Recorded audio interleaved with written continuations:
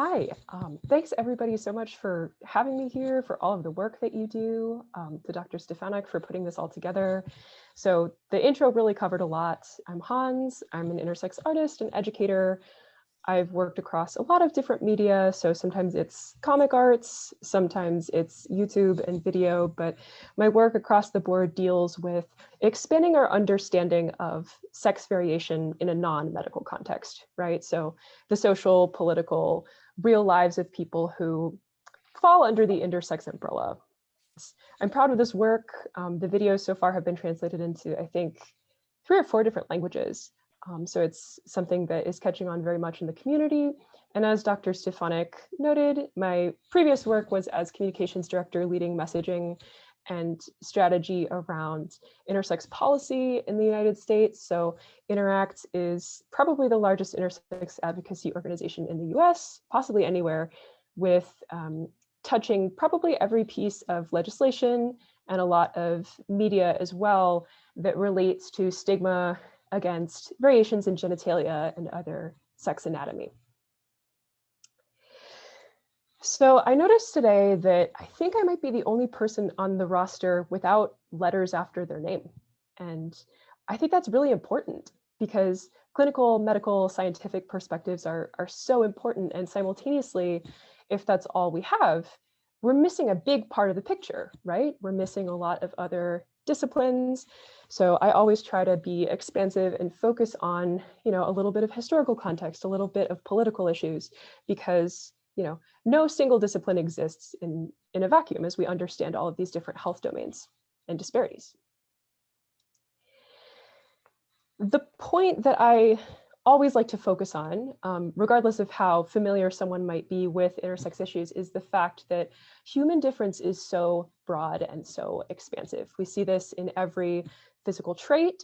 And so why would genitalia or sex traits, chromosomes, all of these things be any different? And so people often might wonder if intersex is a medical term, an identity term, political term, gender term. And as someone who's been immersed in this world from a community perspective for 10 years, my answer is yes. So intersex is a broad umbrella, and I try to help folks understand both a little bit about the history of these specific issues, as well as the concrete ways that intersex bodies might develop and some of the social issues, healthcare needs that people might have across their life cycle. And I stress that intersex, again, is a very, very broad umbrella term. There's a lot of different ways to be intersex. And what's controversial still is even how do we decide who meets that cutoff, right?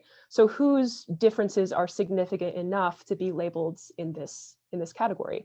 Because even among, say, non-intersex people, any woman, any person of any gender or anatomy, there's great variation across the board in general appearance, all sorts of traits.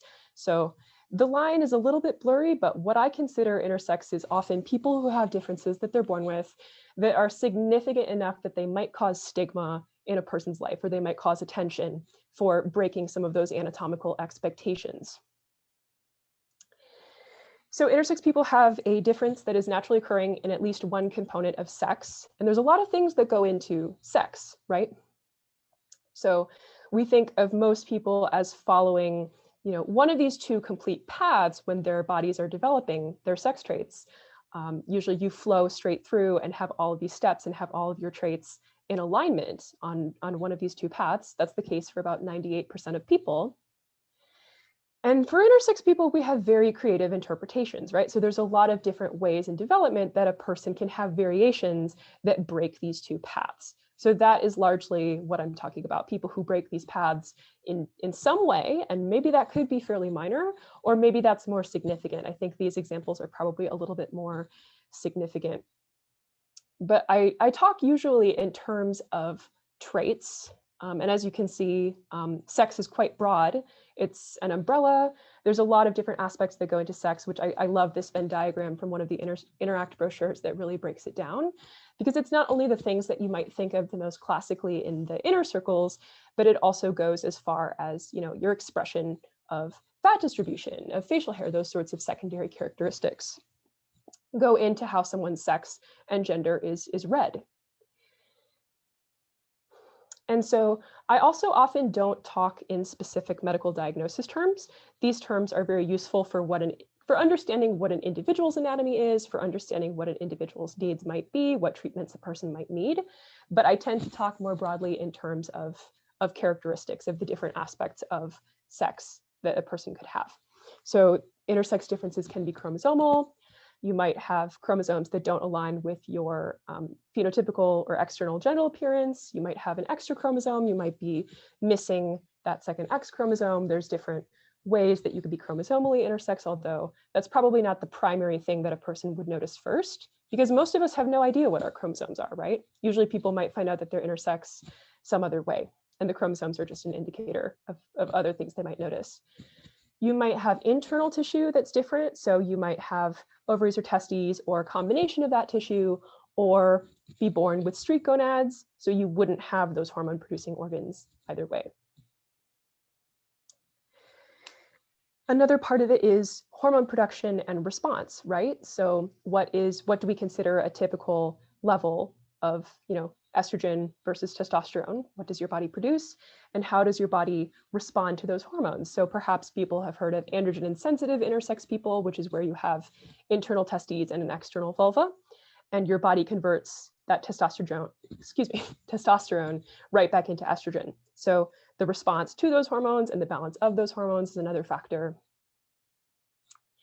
Just a heads up that I do show, a genital drawing as well. So I think the most classical way that people imagine intersex, or what that is genital differences, formerly known as ambiguous genitalia, but having different variations that are visible at birth. And so I always try to make this point that, we all start off with the similar homologous tissue that can kind of go either way. So everyone has erectile tissue, whether that's the size that's small in a clitoris or the size that's large and the urethra comes through and that's a penis. Those are the two poles of that we usually see. But of course, some intersex people might be in the middle. Likewise with labia scrotum, having that opening to the internal sex organs, it's possible for a person to be a little bit in the middle that way as well. So I think that it's helpful to show this kind of illustration that breaks down the myth that intersex people are both. I find that usually not helpful in how we understand people's bodies. It's usually falling somewhere on a point of various spectrums. And so again, defining intersex is very fuzzy, because how do you define whose difference is significant enough to be considered under that umbrella? That's why I think that understanding it as a social and community type of context based on the experiences that you've had can be helpful. But this data from the 90s, I believe it was Anne Fausto Sterling, who looked at the medical terms for specific intersex variations and aggregated to find roughly how the prevalence of those variations points to 0.5 to 2% of the population, which is quite a large number by that even more narrow definition. So sex variation is huge. And even, there's people who might not have been considered intersex, but maybe had surgeries, don't have various parts. So there's quite a lot of variation as far as the different combinations of parts that a person may or may not have. So when we look at the healthcare needs of people with sex variations, whether those are more minor or hormonal, or whether those are genital variations, gonadal variations, I kind of conceptualize three categories that I'll go over some of the things that intersex populations might be needing specifically. The first, of course, being physical. Because when we talk about intersex issues, of course, we acknowledge that the main community issue is genital surgeries that happen to young children and infants. So as many as 1 in 1,000 children receive surgeries to normalize their genital appearance. And so categorically, being very clear about what I'm talking about here, these are non-life-saving surgeries that are usually connected to some sort of body anatomical gender alignment expectations and aren't immediately functionally necessary for an infant. So things like changing the erectile tissue, the clitoris size or position, vaginal depth, changing the urethra when it's not life-threatening, when a child can pass urine, and things like removing the internal testes when a person has a vulva. This was the work that we did at Interact, building on decades of advocacy by intersex people in the United States. This was a campaign that we designed with my peers, friends who were affected by this issue, by having had healthcare decisions made for them and feeling denied the opportunity to keep their body that they were born with, right? Because of these types of procedures. And I think that no matter how a person grows up to feel about that intervention, because most interventions still happen at under age 2, regardless of how a person grows up to feel, there is the psychological implication that something was so wrong or so shameful about your body that we had to change it before you could speak about it, right? Before you could understand what it was. And so these are the types of stories that we're often hearing, that we're sharing, that we work to amplify. And we point to sort of this double standard that we see in trans care and intersex care when it comes to surgical access, which is that, trans folks, are often old enough that they're able to voice their wishes and, fight for surgeries that they do want and opt into those decisions, while intersex folks, the surgeries in question are often similar or have similar high risks and are denied the opportunity to opt in to those procedures, right? To be able to have a chance to keep the body that they were born with.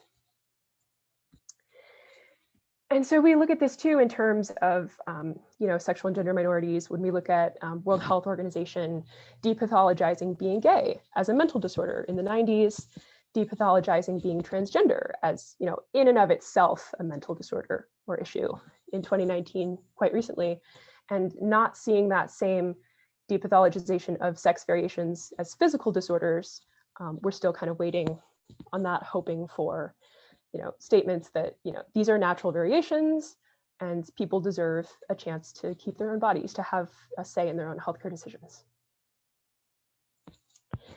So for intersex populations, the physical needs that you might encounter with patients, anytime there's surgeries, of course, there's scarring. So there may be issues with addressing the scarring from childhood genital surgeries, addressing accompanying lost or diminished sexual function that may come with that, and possible follow-up surgeries that were only made necessary because that first initial intervention was done. So some of the folks that were featured in the campaign were on maybe their over 10th surgery because of that initial surgery having been done that they weren't able to opt into as a child. And so we might also be looking at things like gender-affirming surgeries to kind of change if, the surgeries that were done to a person ended up being not the direction that they wanted to go. We might be looking at that similar to trans populations, but with specific added layers. And we might be seeing needs for physical therapy, pelvic floor work, right? Again, addressing some of the issues that come with sexual function in surgeries, and care as intersex people age, because often, since so much attention is paid to infant and childhood interventions, there's very little resources for adults who are older, right? These interventions are done and then you either need hormones for your entire life or you may be dealing with these physical issues, but there's not a lot of expertise or resources out there for intersex adults, even in the context of, well, within my own experiences, seeking care at, trans-related clinics, LGBT-related clinics usually still have no expertise around the needs of intersex adults. And so, of course, the second category is hormonal. So we're looking at possible needs like puberty blockers, maybe a need for some intersex youth with hormonal differences, right? Because if your body is making hormones that aren't in the direction that you want to go, similar to trans kids, you may need puberty blockers. You may need lifelong hormones if you had those organs and they were removed, or if you were born without them, as was the case for me. You're going to need things like DEXA scans to monitor your bone density, to look at how your body functions in the absence of having those hormone producing organs. And if anybody wants to go do some research on this, that would be fantastic. In my own experience, having gone to endocrinologists, gone to appointments, there really isn't much knowledge out there for people who were born without these organs or had them removed. Often I'm caught having folks reference, menopausal cis women with ovaries, which is possibly helpful, but definitely a different data point. And of course, you may need help to correct previous treatments or previous hormones that you were put on that maybe ended up not aligning with your gender identity or causing other side effects that you're not satisfied with. And of course, psychosocial, right? So you may need help, of course, connecting with peers, groups. I have some resources on that. Support for the full family, through a culturally appropriate lens, talk therapy, and of course, trauma-informed care always, deeper work on PTSD. I'll talk about that later too.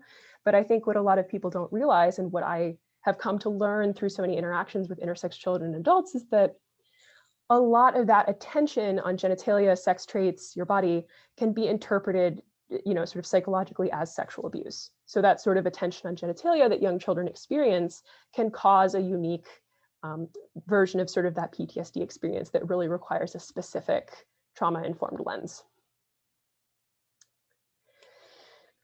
When I give this talk in Stanford Career Perspectives in Medicine class, I always root a little bit in the historical context of how we got here, how we got to the practice of surgeries being done on young intersex children. And so, of course, I only have under 20 minutes or so. I'm going to try to do my best on this, but how did we get to this point?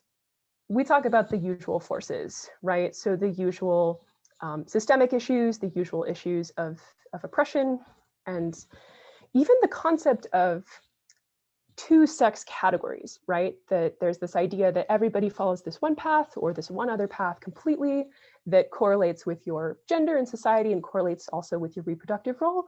There's a lot of people who don't fit into that, right? And so we point out too that concept, the concept of opposite sex, was rooted in white supremacist and eugenic philosophies. There is a great academic text that breaks this down, the Biopolitics of Feeling.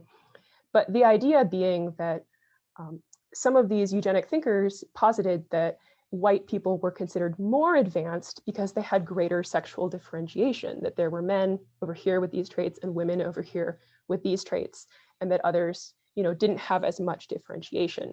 There was very much a racialized stigma around if your body was different or if you were hypersexual, if you were, intersex and Black and Indigenous, then that carried, additional stigma and stereotype with it. And we know too that in history, without anesthesia and without the prevalence of hospital births, often social integration happened and surgeries didn't, right? We had to figure out what to do with folks. So usually we would say, okay, we're going to raise you this way and see what happens. Connected also to sort of modern medicine, right? And how healing became less of something that was done by women and by healers in the sphere of the home, and more of something that became industrialized and standardized, as we see, for example, with hospital births. That's when, we are able to see every child, see the genitalia of every child, and then we compare to if this is, significant of a difference enough or not. And throughout history, when we look at, medicine in Europe, it was colonial doctors that were talking about aligning monstrous bodies for success in heterosexual marriage, because that was what a lot of society rested upon, was being able to function in either one of these reproductive roles. There's a great book that I recommend on that called Bodies in Doubt, An American History of Intersex, that talks about this evolution. And another academic that speaks really well on this is Catherine Clune-Taylor, who talks about how in the context of medicine, it's often been about assuming cisgender and straight as the defaults for how we want to shape intersex children.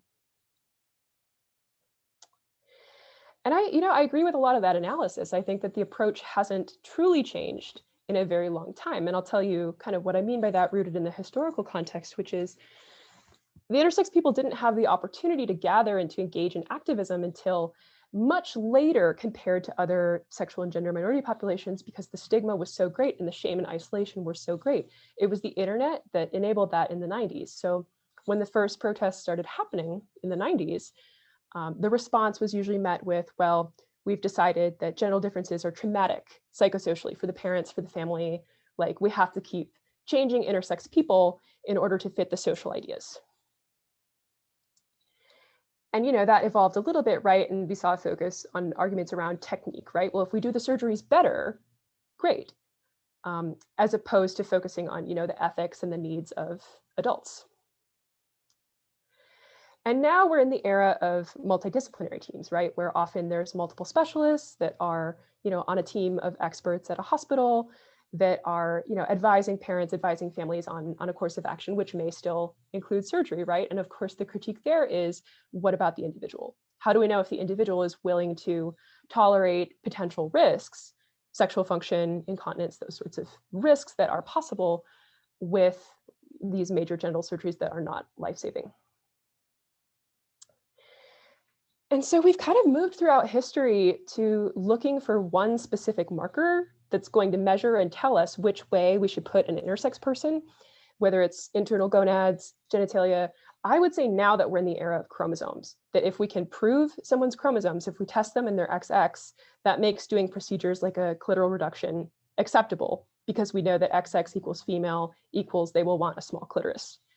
And these are the types of arguments that we saw in legislation work in California from urology lobbies that were opposing intersex bodily autonomy bills.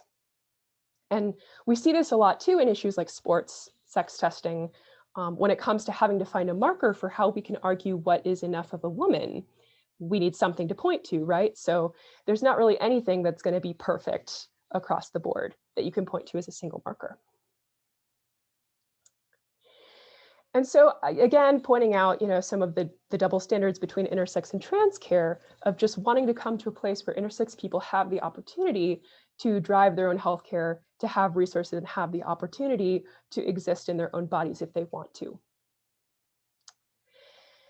Because being intersex can be dangerous, right? When your differences can be seen or measured or observed clinically on your body. That's why I see the dangers in things like looking for, trans brain differences or a gay gene, for example, right? Because intersex people know what happens when differences are visible, and you don't necessarily have as much choice in, coming out about those differences to the people around you and the, doctors, parents in your life. And we see pretty staggering numbers on this. So 2020 was the most recent largest study of intersex adults. This first figure is from Intersex Hospital Policy Guide about having changed providers 80% just because of language alone, before even any other reason. 40% of intersex people live with PTSD, which is often through a sexual abuse lens, and 32% have had a suicide attempt, which are quite high numbers compared to other populations. I wanted to make sure that I had a couple minutes at the end to focus on a couple of concrete tips that folks who might see intersex people in their practice could use to make sure that they're catching some of these specific issues for intersex populations. And the thing that I keep coming back to again and again is what outcomes will matter to this person is probably the number one question that I can think of, right? Not their family, not their parents, not the idea of what kind of sex they might want in the future. Myself and many friends all share the experience of, our childhood teenage experiences were very shaped by medicine assuming that the changes that we would want to make to our bodies would be to have penetrative sex, when that may not necessarily have been the case. So what will matter to this person? And we talk about language, of course, too, right? So I think one of the most important practices is removing gender labels in favor of simply the name of the part. So to give an example, a lot of people talk about maybe female chromosomes, but it's really important to be explicit about what's meant. So XX chromosomes or XY chromosomes, et cetera, which works well for both intersex and trans people. And I would say for all people, because when we're specific about what we're talking about, then patients get more specific care. And that's why I also always recommend organ inventory. So I'll share the example that I recently had an endocrinologist appointment, which was really great because we had a conversation around what organs were you born with and what organs do you currently have and how does that affect your specific needs? Because if your forms just say female or male, then that's assuming sort of the alignment of those packages of traits, which may not be true for any person. Maybe somebody's had surgery, maybe somebody has a very specific situation. So I definitely recommend a more specific discussion around what parts a person does or doesn't have and what their desires for their body and their outcomes with those parts are. And it's okay to try. I love when people try and ask questions as opposed to assumptions, for example, that a person's always going to want to have penetrative sex, that a person is heterosexual, or that a certain outcome, having kids, not having kids, is important to an individual. We don't know. And I think the most important thing too is just that connection, that solidarity, connecting intersex people who have often been shamed and isolated into believing that they're the only ones, connecting with communities of people who are building a culture and building shared social experiences around what life is like when you do have these sex variations. So Interact runs a group called iSpace. It's a peer support for under 30s. And there's another group that is a support group in the United States. They changed their name pretty recently to Interconnects. They were formerly AIS-DSD support group. But that psychosocial support is so critical.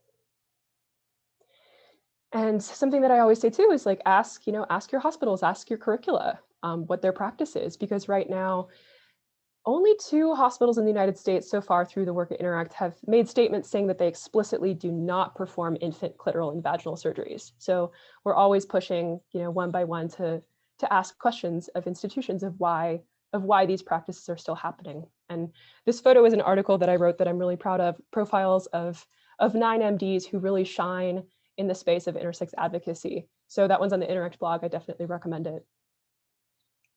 And a couple of other resources to plug. I might have a couple minutes left at the end. I don't know what our question situation is, but I'll plug the resources, which hopefully will answer some questions. Interact has a great suite of brochure materials. So this is one that young people wrote specifically for doctors that'll probably go a little bit more in depth on some of the points that I mentioned. Interact has, step-by-step an affirming hospital policy guide. So things like centering bodily autonomy, individual consent with surgeries, step-by-step policy guide written with Lambda Legal. And just last year, Interact's director, as well as an MD, co-authored a guide specifically for primary care, which has some really, really great tips. I recommend those, as well as with some of the stats that I mentioned earlier, the so far largest and potentially only psychosocial and mental health outcome study of intersex adults in the United States, which was conducted at UCSF. That one's on Plus One. I can find the link if people are interested, or just Google. That should come up pretty readily. 1 minute. Yeah, I think I'm on my last slide here, which is just if y'all want to reach out or follow some more of this work, my social handles are Hi Hello Hans. I have a YouTube channel that breaks down some of these intersex social, cultural media concepts, as well as the resources that Interact puts out are really good, as well as provider-specific resources.